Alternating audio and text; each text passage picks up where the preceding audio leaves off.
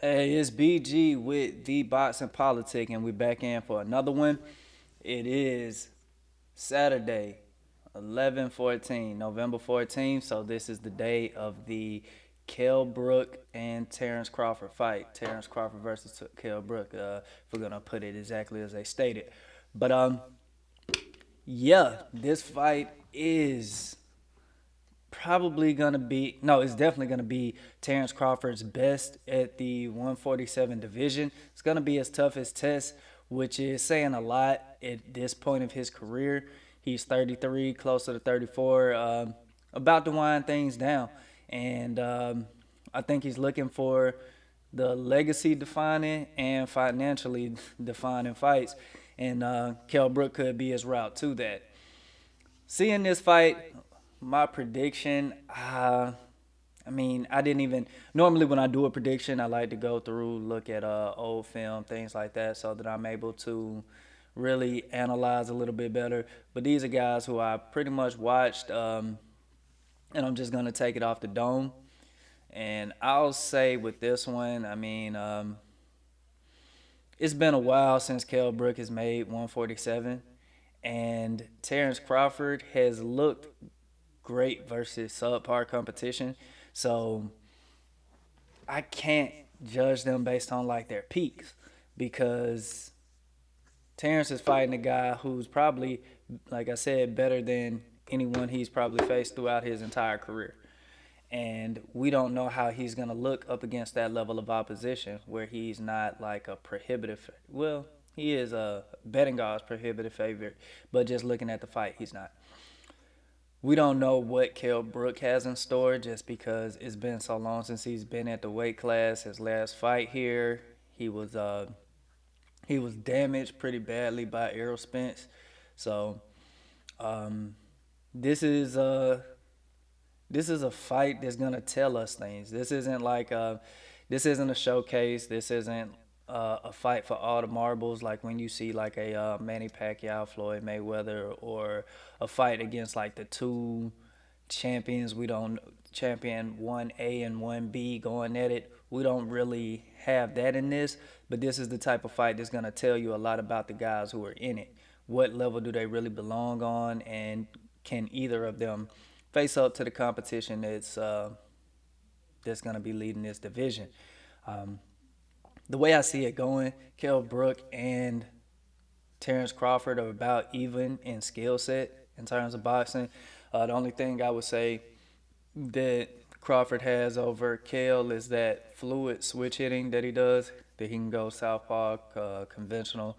Uh, that's always, I won't say always an advantage, but it's always nice to have that in your pocket just in case you got to do it. And if something's not working on one side, you can try a different look, giving them different looks, and that switching between stances is able to do that for you. Now, as far as the fight would go, I think they're going to be even early and through the mid rounds. The championship rounds are what's going to tell things, just like it did with Errol Spence. He began to come on late mid rounds, and then in the championship rounds, he just took it. I think that this is going to play out similarly, but it's not going to be the war of attrition that fight was. So um, in this one, you will probably see Terrence start to really separate himself. I think at about round 7, and then not cruise, but get a well-deserved unanimous decision. That's the way I see it going. I don't see him really knocking out Kell. Kell isn't chinny. Even in his two, though his two losses were actually knockout losses, I wouldn't say he's chinny because one that threw in the towel and he was fighting at 160 and still going at it.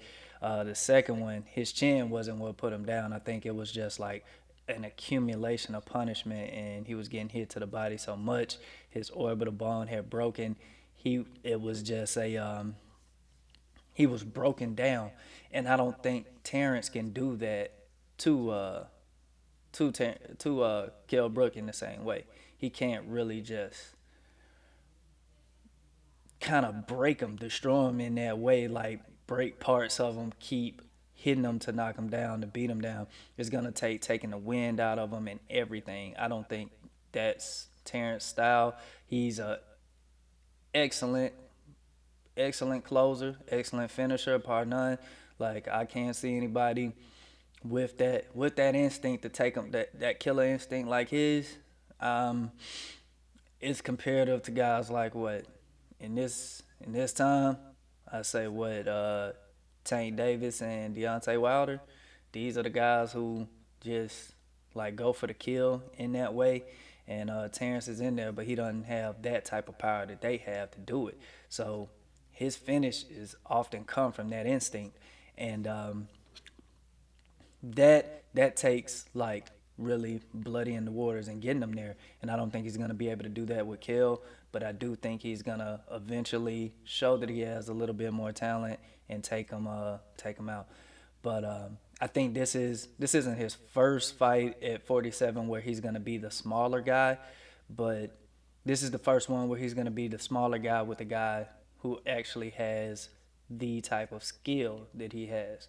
So I'm very interested in seeing what happens. Like I said, I have Terrence getting a unanimous decision. It's gonna be a tight fight throughout the up until like the late middle or late rounds, and that's the way I see it playing out. But I wouldn't be surprised at all if I saw if Kell Brook. Well, I'd be surprised but not shocked. I wouldn't be like, God damn, did this just happen with Kell Brook winning? But it is something that would be interesting to see. Um, but yeah, that's the way I see this fight going out. I didn't want to go too in depth because yeah, this for me is a fan fight. Like when I saw other predictions I've done, the ones I've done on actually on camera with like Charlo and Rosario, kind of it took me viewing Rosario's background because I wasn't as familiar with him, and that really helped shape my decision. But this one, I'm gonna be watching it for entertainment value. I mean, if I score it, it's just gonna be based on memory or something like that. It's not gonna be me acting like a judge and trying to mark all the points. But we'll see how it plays out. Like I said, that's the way I see it. Him going to a unanimous decision. The only caveat, the one thing I'd be not shocked, surprised, but I would be disappointed is if he's robbed on the cards. If Crawford gets robbed on the cards, it wouldn't shock me. It would disappoint me. And the reason I say that is because he is leaving. He is talking about leaving Top Rank, and you're not leaving with a belt, not with Bob. You know, like you came in this thing naked, and that's how you gonna leave. And that that would put the onus on Crawford to really finish this thing. So those are my predictions. Let's see if I'm right. As I said, we're not at fight time yet, but I can't wait. We're about 3 hours away. You guys take it easy. This has been BG with the Bods and Politics, and I get at you on the next one.